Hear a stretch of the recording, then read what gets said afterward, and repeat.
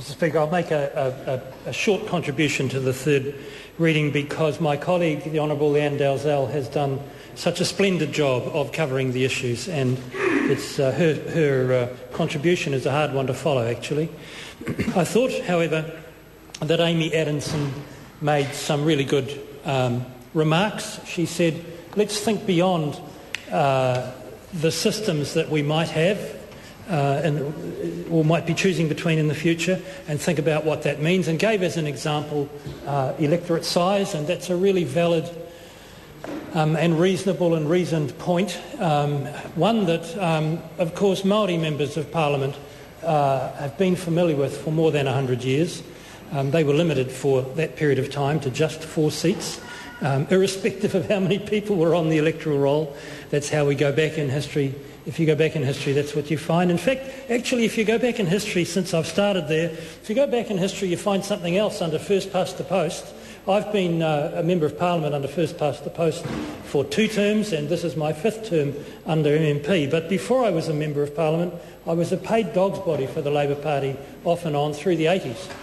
And yes, and what is really an interesting feature of our history, and most people in this House will know it, but some won't, so it's time they caught up, is that Rob Muldoon, who was the Prime Minister of New Zealand from 1975 to 1984, for those 9 years, or actually 8.5 years, because he cut and run in the middle of 1984, actually only won more votes in one election, and that was the 1975 election. So he came second in 1978, he came second in 1981.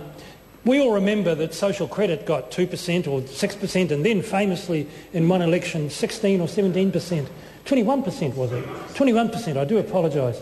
And that was this figure that struck us as the most sort of obnoxious thing about first past the post. But there was also the formation of the government.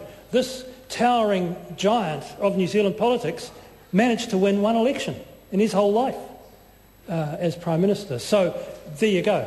Now, in respect of supplementary member, I would simply say, add to my remarks of the Honourable Leanne Dalzell by saying it's not the same as first past the post, it's just 3/4 of the way towards it. So that's kind of the best way to think about supplementary member. But I want to make this point to the House, and it matters, and that is that the Labour Party does not have a position. The Labour Party does not have a position on which system we should have in New Zealand in the future. As individuals, we have positions. Leanne Dalzell's given the House the benefit of her position, which is that she will be, it seems to me, going to be voting for MMP. I'll be going to the polling booth and doing the same thing.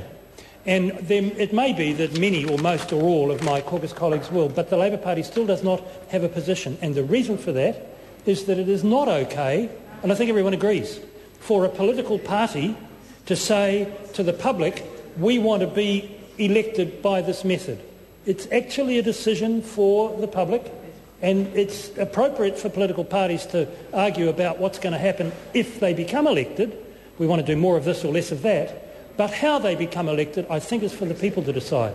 So for that reason, the party does not have a position on MMP, on the form of voting, and never has had. Never has had. And I think that's probably a position that most parties would hold to, though if they don't, that's their business.